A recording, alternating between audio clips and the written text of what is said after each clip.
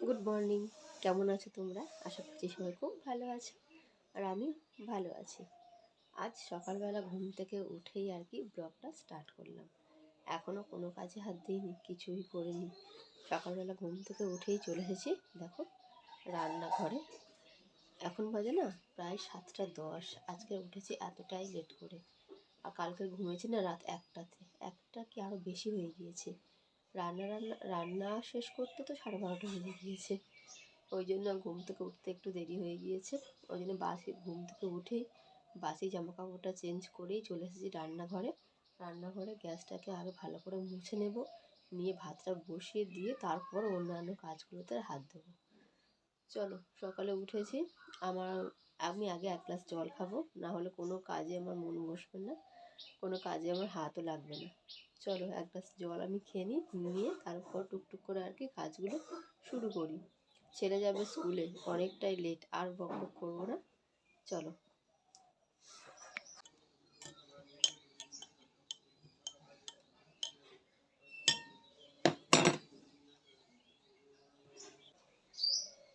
দেখো, এটা আমলকি ভেজানোর জল। প্রচুর গ্যাসের সমস্যা গো। খাই সকালে করে, যদি ঠিকঠাক একটু ভালো থাকি, হ্যাঁ কাজ হয় দেখি। যেদিন করে আমলকি ভেজানোর জল খাই, গ্যাসটা একটু কমই হয়, শরীরটা সুস্থ থাকে আর কি। সেই জন্যই চেষ্টা করি খাওয়ার, কিন্তু ভালো লাগে না, বিশ্বাস করো। সকালবেলা ঘুম থেকে উঠেই এই টক জলটা খেতে কার ভালো লাগে? চলো।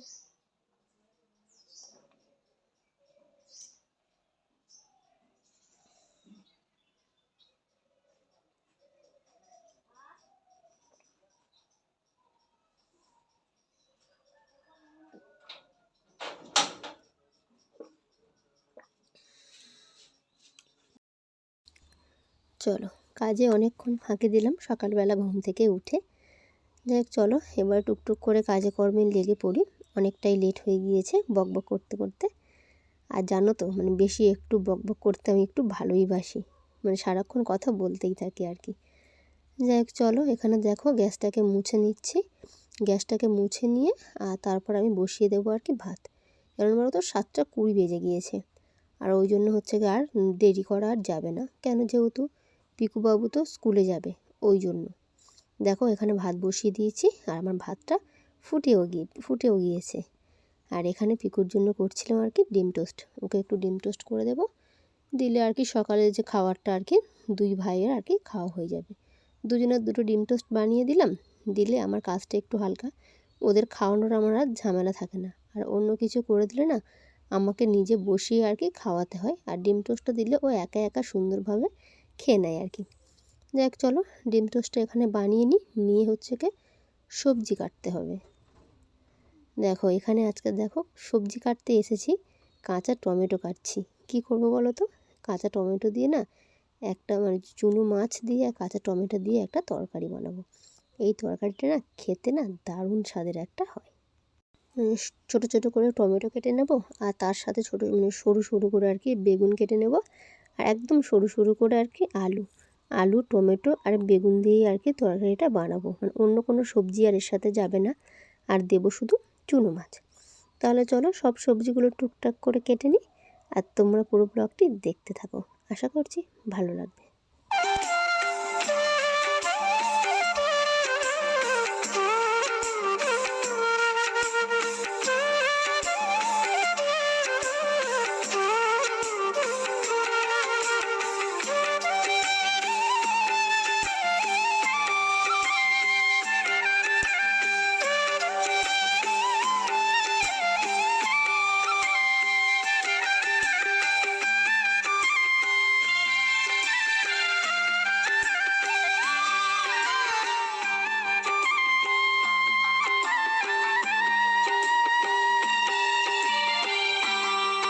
আজকের দুপুরে রান্নাতে ছিল ওই যে বললাম টমেটো তরকারি ছিল, বাটা মাছ ভাজা ছিল, আর ছিল মাছের ঝোল।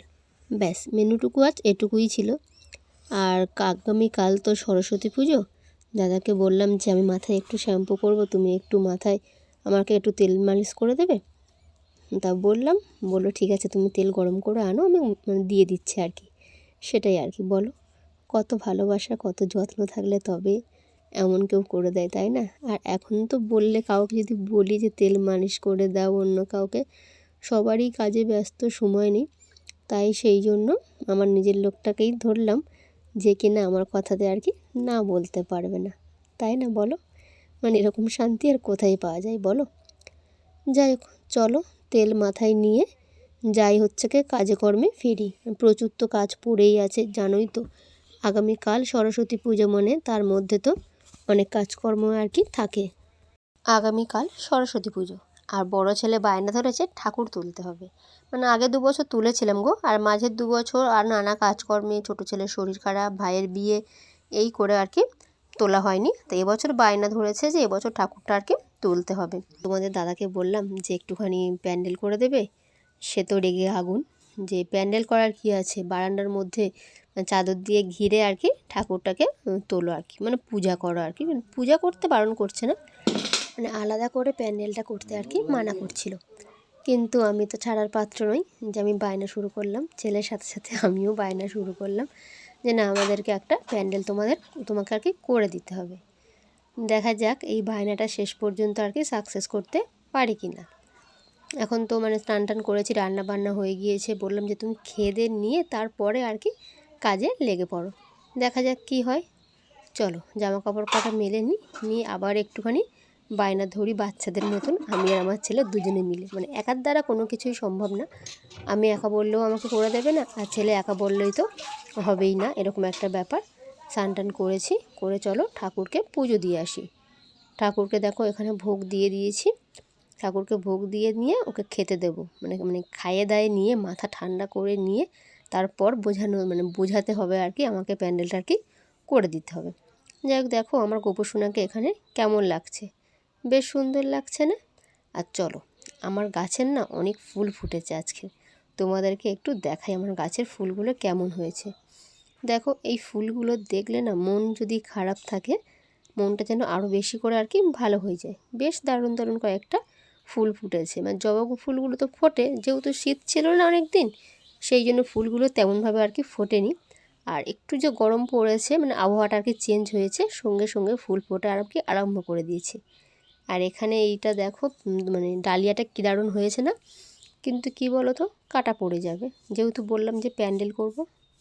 দেখো মানে এখানে প্যান্ডেলের কাজ আর কি আরম্ভ হয়ে গিয়েছে। আমার ছেলে ছিল, তোমাদের দাদা ছিল, আর আমার একটা দাদা, মানে পাশের বাড়ির দাদা আর কি ডেকে এনেছি, বলছি যে চল, যে একদিনে ওদের দুজনের দ্বারা আর কি প্যান্ডেলটা করা সম্ভব না, তুই একটু হেল্প করবি, চল, করলে তাহলে তাড়াতাড়ি আর কি হয়ে যাবে।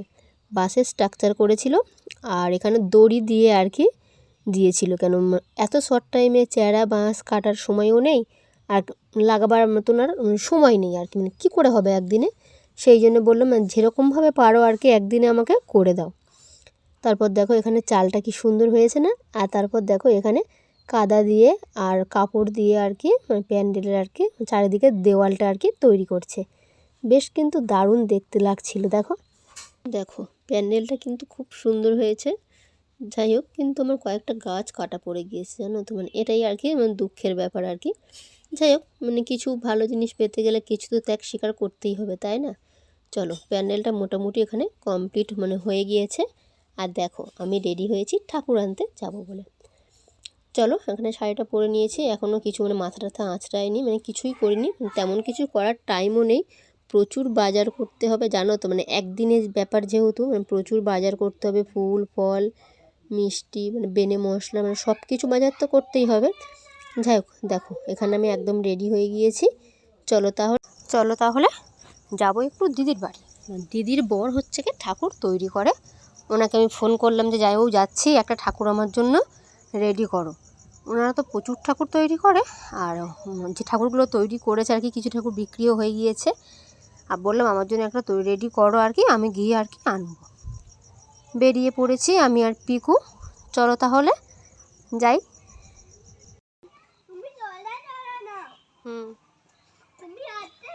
দুজনে অটোতে বসেছিলাম, আর আমার পিকুও দেখো সারাক্ষণ দুষ্টুমি তো করতেই থাকে, তোমরা জানো।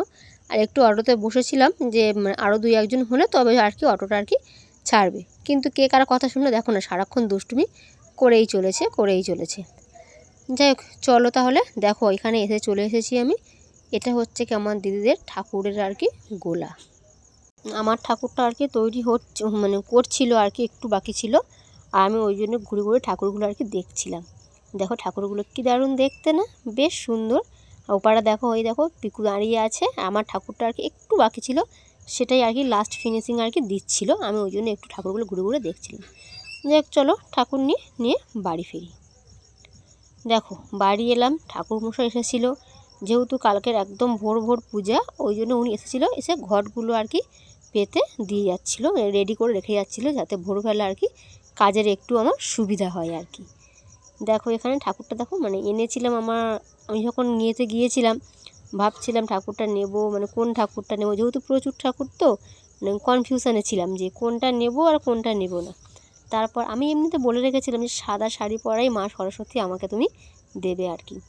দেখো তারপরে বিকালবেলা একটু শুকিয়ে গেলে আমি আলপনাগুলো দিয়েছিলাম, তখন তোমাদেরকে আর দেখানোর আর কি সুযোগ পেয়ে উঠিনি। আর ঠাকুরমশাইয়ের জিনিসগুলো আমি হাতে হাতে আর কি এগিয়ে দিচ্ছিলাম, উনি গোছাচ্ছিল আর আমি আর কি এগিয়ে দিচ্ছিলাম। যাই হোক চলো তাহলে আজকের ব্লগটা তাহলে এখানেই শেষ করছি। সবাই সুস্থ থাকবে, ভালো থাকবে আর সাবধানে থাকবে। আর ব্লগটি কেমন হলো অবশ্যই কমেন্ট করে জানাবে। দেখা হবে খুব তাড়াতাড়ি আবারও একটি নতুন ব্লগের সাথে।